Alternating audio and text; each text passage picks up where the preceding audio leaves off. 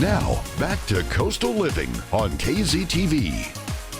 Welcome back to Coastal Living. Now, we promised to keep you motivated in 2020, and we're going to stick to it. We started this segment called Motivation Monday, and it's all about goal setting. So our goal was to motivate you. We're going to keep doing it. How? We schedule it, right?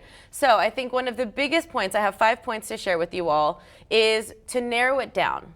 Once you decide you have all these goals, it can be really overwhelming. You don't know where to start. It's just too much stuff on your mind. So pick one goal, something achievable, and narrow it down. So you want to start small and have a clear vision of what it is that you want to do. And I'm talking the details, you know, if you want to run for office, if you want to lose a certain amount of weight, if you want to have a cleaner home, how will you achieve that? Break it down into little obstacles that you can overcome. Right. You want to create a timeline or use your calendar. You're really big on your calendar. I am, and I have to literally put each day what I have to do. If not, it'll just go right. I will completely forget about it. Yeah. And I think it's just so important because it just kind of reassures you on what you have to do and what you need to get done. It's important. Absolutely. And I look at her calendar, it's like all these colors and so many things going on. Right. But it is truly the only way for you to visualize and for your brain to sort of comprehend and create a picture in your mind of how you're going to make this happen. And it makes things realistic because you can have that calendar filled to the rim,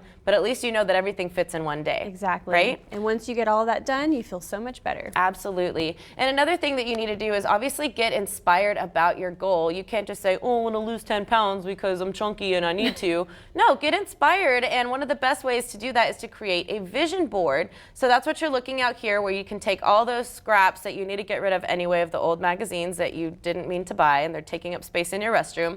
Cut them up, pick out your favorite words, photos that inspire you, whether it be getting healthy or getting your real estate license or becoming a doctor, or going back to school, whatever it might be. A vision board is a great way. You put it somewhere that you'll see it every single day, and it's something to keep you motivated, and it's colorful and it's intentional, and you created it. So in addition to that, it's a piece of art and it's a piece of inspiration that you made yourself. I love that. And you know what inspires me is my own mistakes. I would have to say, if I made a mistake that day, or I know I could do better.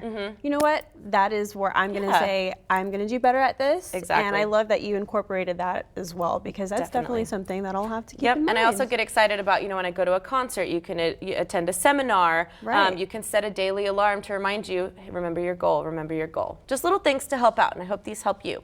Another one that really holds you accountable is posting on social media or talking about it publicly. Now, none of us want to let other people down. We're much more hesitant to let others down versus ourselves. Now, this doesn't have to be a big old thing announcing from a rooftop, but you can share it with your family, you can bring it up in conversation, or, you know, it could also be just a screensaver on your phone or something that you're looking at daily. Maybe you take a picture of your vision board, but it's something people might ask about. What's that? Oh, well, I have this new goal where I really want to take up this new hobby, or I want to achieve this year, and this is my reminder every day. I love that. Yeah, so it kind of holds you accountable. I know when I share stuff with friends, I'm like, oh, they're going to think I'm a loser if I don't complete it. So it's really a significant way to get something done. Especially if it's a quote or something and you put that on your background. I love looking at that, and that's just my positive reinforcement right there. Absolutely. So we have our goal, we're inspired, we created our vision board, we have our daily alarm set. We're trying to hold ourselves accountable by sharing our vision with other people. Right. But it's really important to find specific individuals that support you, whether you're heading to a support group or whether you join a club. There's a lot of people in this world that do not enjoy seeing other people become successful, and we have our little Texas version of support right here. Isn't that so cute? That alone, you can put that on your wall and that should motivate you. But like I said, you can join a group online or in real life. You can join a church group, but you just want to have people around you that you can confide in. Now there's always somebody who's going to tell you, that's not going to happen. That's unrealistic for you. You don't have time for that. It's never going to happen. Those people, no thank you. You don't have to cut them out of your life necessarily, but take them away.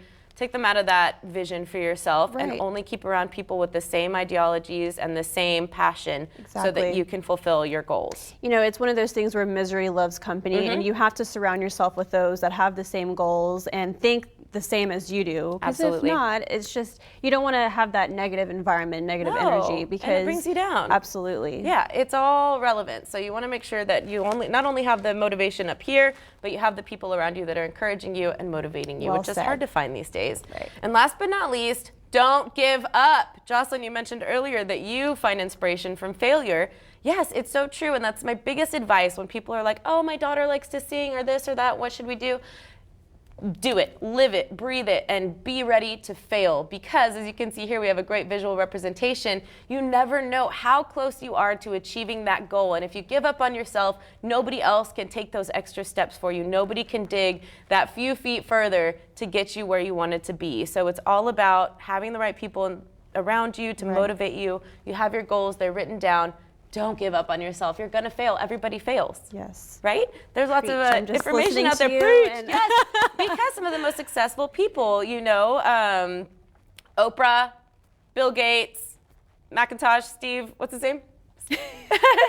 The Mac guy, Apple. I can't think of his name. Steve Jobs. Yes. Steve Jobs. Yes. See, you're gonna fail sometimes, but it's okay. You can make mistakes, and at the end of the day, you set that goal, you believe in yourself enough, and you're going to make it. At the end of the day, the people we're most inspired by, they're not perfect. Exactly. Nobody's perfect. Exactly. And don't give up. Really great things can happen later in life. Look at Jimmy, the Cowboys. He got that recognition way later in life, and it's so special. So it's all worth it. Set those goals, make them happen. We believe in you, and we want to know what your goals are. So feel free to share those with us, all right?